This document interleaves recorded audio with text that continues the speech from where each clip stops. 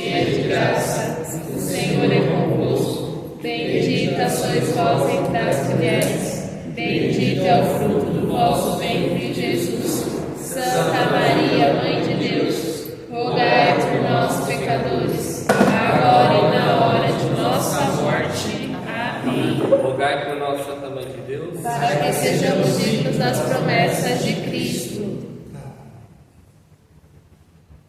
Eu gostaria que a gente meditasse nesse período da tarde agora da nossa vocação, nosso chamado. Que esse dia de hoje ele seja para nós uma confirmação da nossa vocação, chamado. Primeira vocação, o primeiro chamado, ele acontece no nosso batismo, aonde nós somos chamados pela igreja de sacerdote, rei, profeta. No batismo, essa profecia ela é dada a nós. E à medida que nós vamos crescendo, Deus ele vai nos fazendo chamados. É chamado para a vida religiosa, convento, freira, padre, vida consagrada. Outros são chamados para a vida do matrimônio. Nós recebemos de Deus este chamado. Este chamado que nós recebemos, dentro dele aconteceu um outro chamado.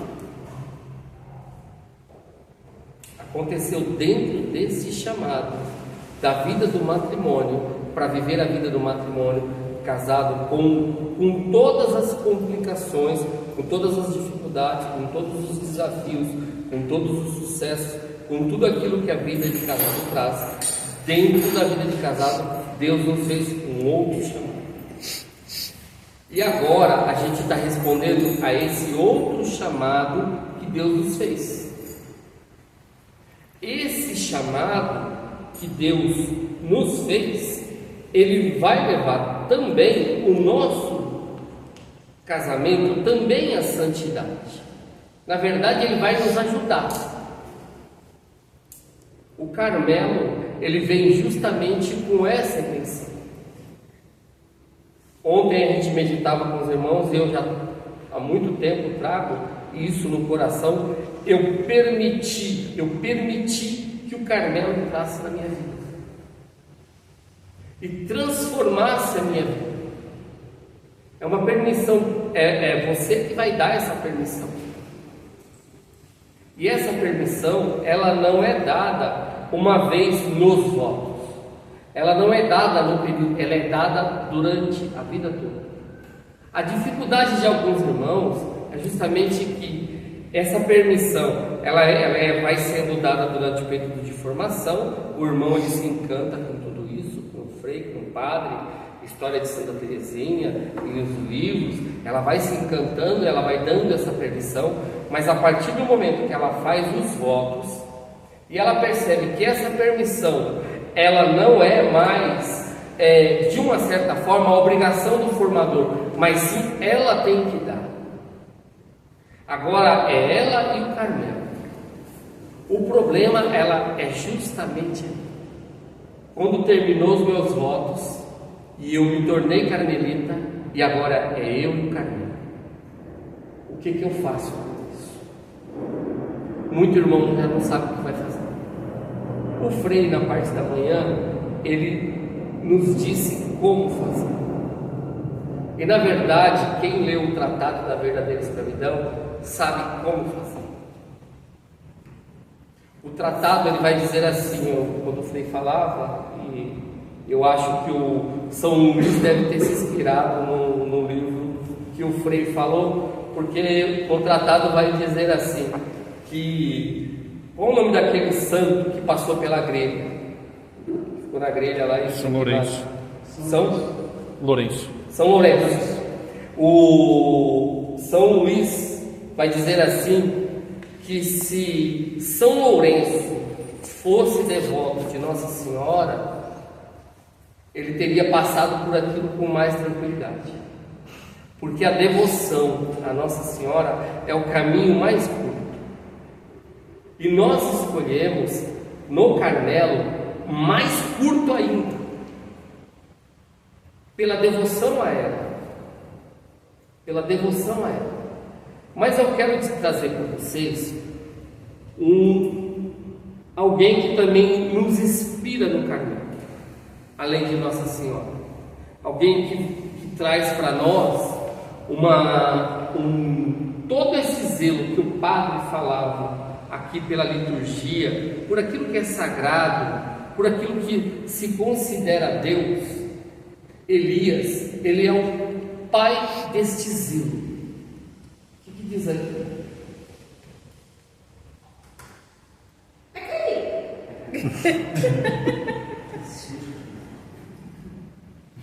Aqui.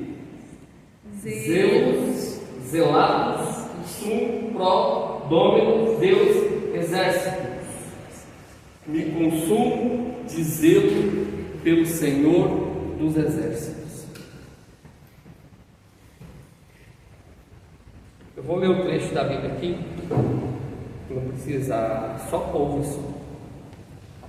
Elias no Horebe, Eliseu designado sucessor. Acabe informou Jezabel acerca de tudo que Elias havia feito, acerca dos que passaram ao fio da espada, todos os profetas. Jezabel mandou um mensageiro a Elias para dizer: que os deuses me façam pior se amanhã, à mesma hora, eu não tiver feito com a tua vida o mesmo que fizeste com esses.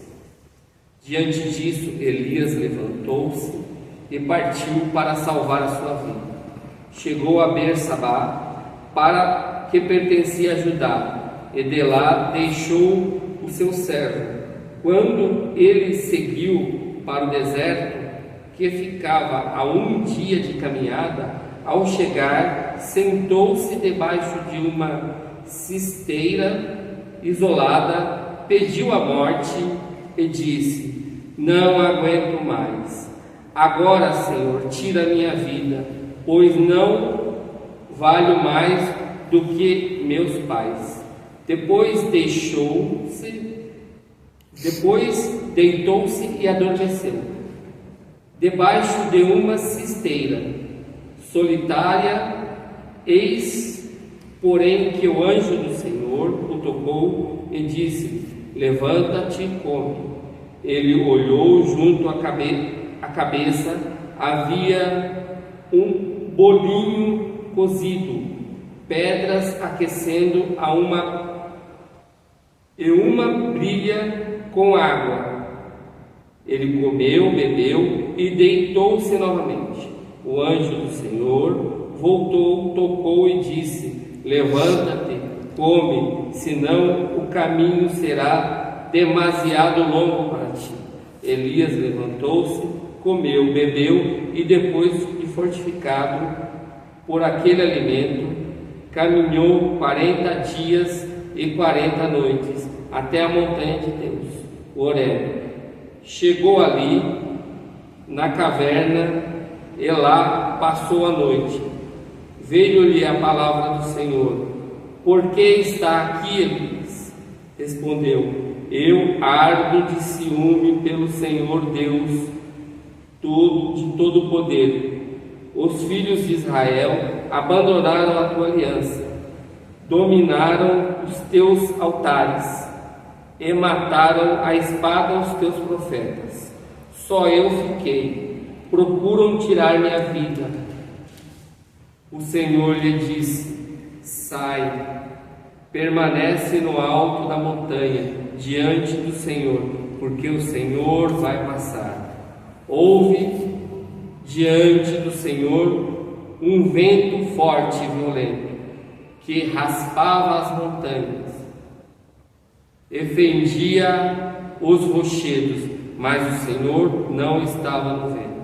Após o vento houve um terremoto, o Senhor não estava no terremoto.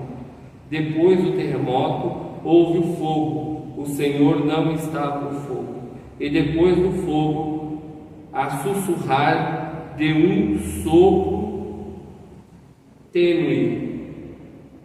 E então, ouvindo a Elias, velou o rosto com o manto, saiu, postou-se à entrada da caverna. Uma voz dirigiu-se a ele: por que está aqui, Elias? Ele respondeu: eu ardo de ciúme pelo Senhor Deus dos poderes. Os filhos de Israel abandonaram a tua aliança, demoliram os seus altares e mataram a espada os teus profetas. Só fiquei eu, e agora querem tirar minha vida. Disse o Senhor: vai, retorna o caminho da direção do deserto de Damasco. Quando chegares, ungirás Hanzael como rei de Arás e unirás os filhos de Nis com o rei de Israel, e ungirás Eliseu, filho de Asaf, de Abel-Mohal, como profeta em teu lugar. Elias, ele faz essa experiência do Deus vivo. Está lá os profetas de Baal, 400 profetas, ele desafia eles, fala para eles: joga, mais fogo, chama mais, clama mais, e tal, isso aqui, e tá bom, e o negócio não pega fogo.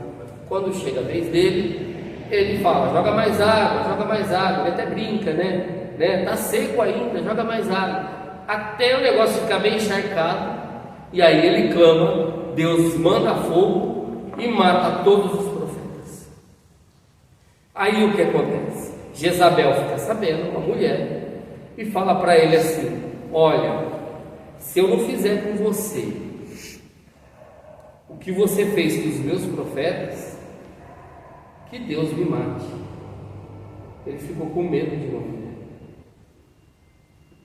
Ele lutou com um monte de gente e ficou com medo de uma situação pequena diante daquilo que ele tinha enfrentado. Ele fica com medo, corre. Aonde ele vai fazer a experiência de Deus? É aonde, anos e anos e anos depois, os profetas, os cruzados, as pessoas fugindo da guerra, vão fazer a experiência de Deus. É o mesmo monte, Monte Carmelo. Aqui, Elias, ele está no Monte Carmelo fazendo a experiência de Deus. Essa experiência de Deus que transforma a vida. 2 vezes Deus perguntou para Elias: o que você está fazendo aqui? O que você quer? A pergunta que Deus faz para nós hoje, meus irmãos, é essa: o que nós estamos fazendo aqui? O que nós viemos fazer aqui?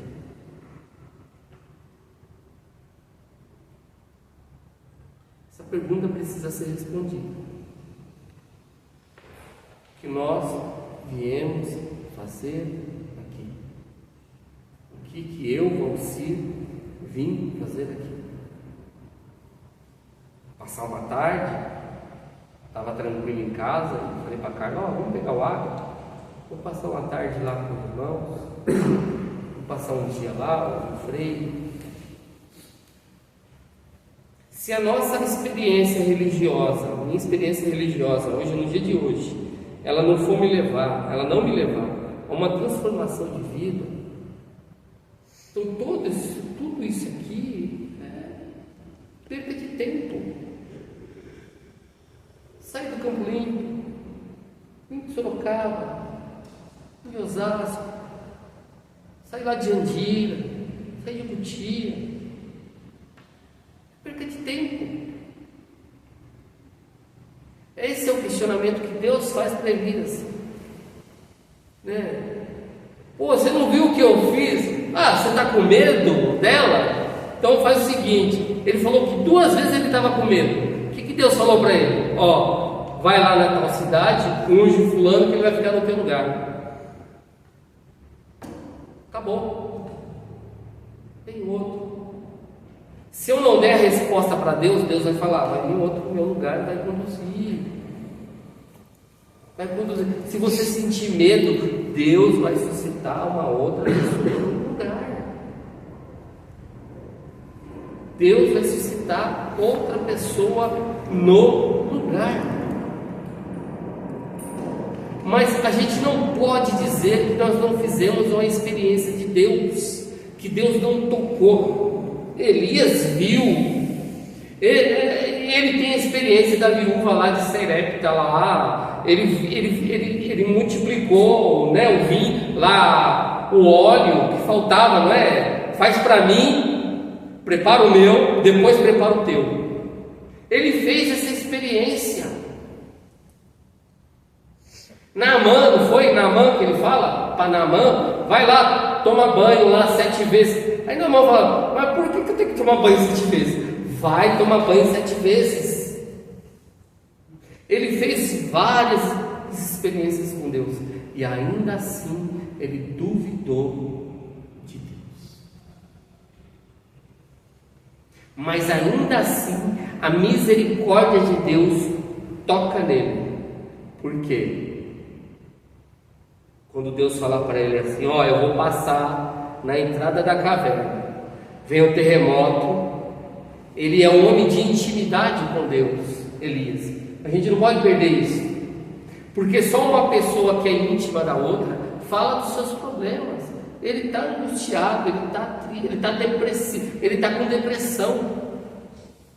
Essa ameaça leva quantos de nós, quantas vezes a gente está angustiado, com depressão? Ah, Senhor, me tira a vida, eu não aguento mais esse sofrimento, essa situação, eu não quero mais viver. Quantos de nós? E quantas vezes ao longo da nossa vida a gente vai dizer isso? Diante de uma situação que é inferior àquilo que Deus realizou na nossa vida. E eu tenho certeza que se a gente for puxar na nossa memória, Deus ele fez muitos milagres na nossa vida. Muita coisa Deus tocou na nossa vida. Mas uma formiguinha é capaz de tirar a nossa paz. Uma situação pequena, às vezes, é como diz aquele ditado, às vezes a gente engole um elefante,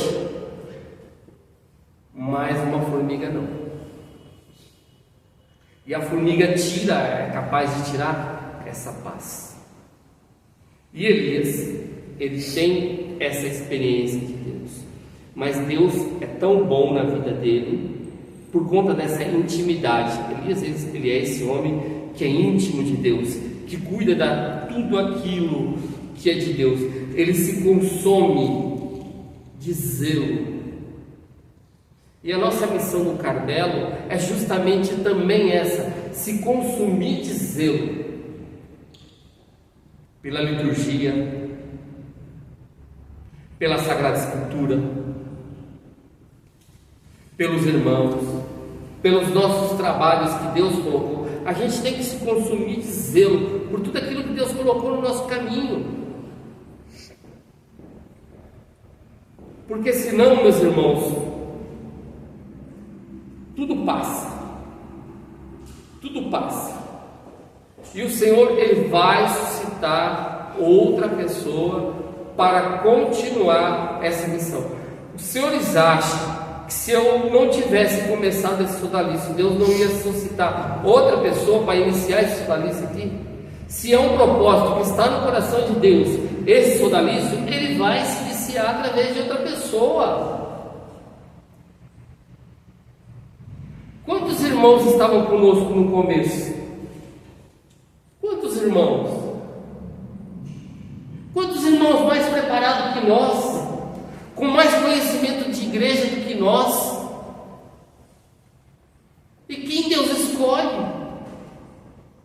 É Deus quem escolhe. É Deus quem faz o chamado. Agora, alimentar o chamado depende de mim. Como que eu alimento o meu chamado? Como que você alimenta o seu chamado para a vida carmelita? Você alimenta só no dia da formação que você recebe, só no dia que tem a reunião do sodalício. Aí no dia da reunião do sodalício eu estou ali, eu bebo. Aí quando eu saio dali, Carmelo só um mês que vem.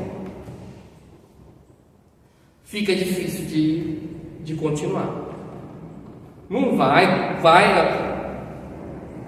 A primeira Jezabel que aparecer no caminho vai abandonar.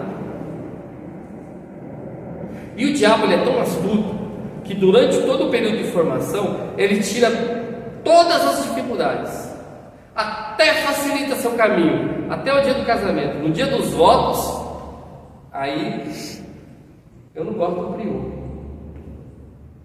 Durante o período de formação todo, adorava o prior. Agora descobriu que não gosta do prior. Eu não gosto do meu formador. Eu não gosto de tal irmão. Eu não gosto de ciclano. Eu não gosto de Bertânia. Eu acho que a formação estava chata. Eu acho que podia ter sido de tal jeito. Eu acho que podia melhorar. Eu acho que podia ser aquilo. Eu acho que podia ser aquilo outro. Mas o agente de transformação do sodalício somos nós. Eu sou o agente de transformação do sodalício, junto com o prior, junto com o conselho. Eu sou o agente para transformar essa igreja. Quando Jesus falou para Pedro: Pedro, tu és pedra, sobre essa pedra edificarei a minha igreja. Aí o Jesus, ele vai e deixa Pedro para conduzir a igreja. Pedro é o agente de transformação da igreja de Cristo.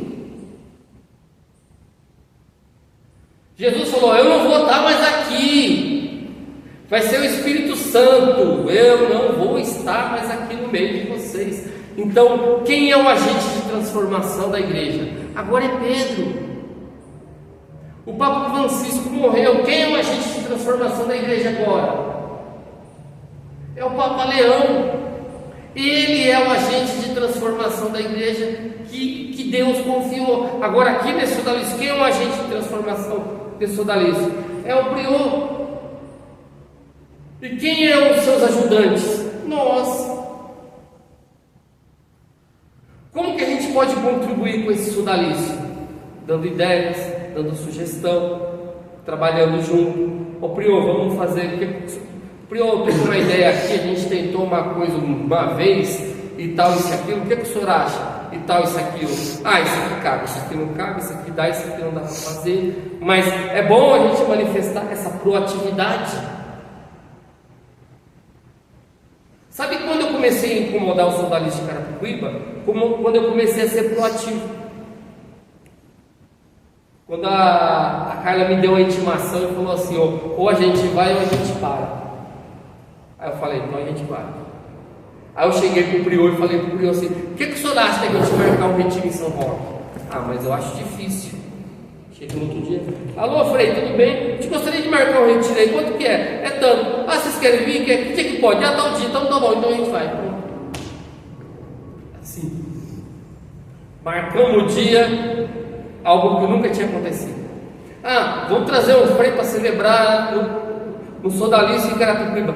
Nunca veio o Frei para cá. Ô Frei, só pode vir celebrar aqui? Eu nunca celebrei para a antiga observância. Eu vou. Então tá bom, então vamos marcar o dia da missa. Então tá bom, então vem, pronto, acabou. Ô prior, o que o senhor acha da gente fazer tal coisa? Ô prior, o que o senhor acha da gente fazer tal coisa? Ô prior, o que você acha? Esse você tá dando muito trabalho, vamos ter que cortar essas atenções. É assim que funciona, meus irmãos. Quando a gente vem para ficar, a gente se preocupa com aquilo que está acontecendo ali. Eu quero que aquilo melhore, eu quero que esse grupo cresça. E o Frei hoje no período da manhã, ele nos disse o segredo para esse sodalício crescer: uma espiritualidade sólida. Daqui a alguns dias a gente vai ter o convocação. como que nós vamos estar nessa convocação? Desanimados? Tristes? O grupo não cresce. Eu não gosto de fulano, eu não gosto de ciclano. Ou a gente vai estar lá com uma vocação viva, porque o que vai trazer as pessoas para o nosso sodalício é ver em nós santidade, é ver em nós a luz de Cristo. O que me trouxe para o sodalício e trouxe a minha esposa foi ver a luz numa senhora chamada Dona Sandra. E quando a gente chegou ali, viu aquele grupo de idosos, a luz deles, na devoção à Nossa Senhora, aquela devoção forte, aquilo chamou minha atenção. Aquilo tocou meu coração de uma tal maneira que foi me transformando. O convívio com outros irmãos. Mas o que acontece com muitos de nós? A gente começa esse convívio, começa com aquele entusiasmo, mas se o sodalício não for aquilo que eu tenho na minha cabeça, aquilo que eu tenho na minha ideia, se a vida cristã não for aquilo que eu imaginei, então eu paro. É o que acontece com muitos irmãos. Se você olhar dentro da sua comunidade, onde você participa, no seu grupo, o que acontece com muita gente é isso. Ele tem uma ideia do ministério, ser ministro da Eucaristia, vou dar comunhão com as pessoas, coisa bonita, né? Dar comunhão, né? O único lugar onde o leigo ele toca o corpo de Cristo para dar ao outro leigo é no Brasil. Aí fora é só o padre. Essa dignidade é dada a nós aqui no Brasil, mas muitos irmãos não sabem valorizar isso. Aí você pega isso daí, você passa a dar essa comunhão, mas só que às vezes não sai do jeito que você pensou. E aí o que você faz? Eu vou embora desse grupo, vou sair desse grupo. Esse grupo não é o que eu queria, não é o que eu pensava. Eu dei uma ideia para o prior, dei uma ideia para o coordenador, ele não seguiu a minha ideia, então eu vou embora. Eu vou montar o meu sodalício, vou montar a minha comunidade, porque o fulano não concorda. A parte mais difícil da vida religiosa, a parte mais difícil da vida religiosa, da vida matrimonial, do relacionamento humano em geral, é a obediência. É a obediência. Obediência ao patrão. Quando você olha para uma pessoa que manda em você, é mais nova que você, tem menos conhecimento que você, está mandando em você. Marido mandava, esposa mandava. Quem ela pensa que é? Quem ele pensa que é? Porque a gente entende obediência, a submissão. A nossa cabeça está condicionada a entender isso. Eu vou ser obediente, eu vou ser submisso. É que fulano vai mandar em mim e agora eu não vou ter mais vontade. Não. A autoridade do prior aqui sobre nós não é essa autoridade humana, é uma autoridade espiritual. A autoridade do padre na igreja sobre a paróquia é uma autoridade espiritual. O padre jamais, nunca deve mandar um leigo cometer um sacrilégio. Agora, se ele pedir para varrer a igreja, por que eu não vou? Agora ele está pedindo para pegar contra o Santíssimo Sacramento. Aí não. O problema nosso é justamente essas questões. A gente não consegue ser fiel nas pequenas coisas. Então, na hora do muito, a gente não vai conseguir. Elias, ele faz essa experiência de Deus. E nós temos também Elias, além de Nossa Senhora,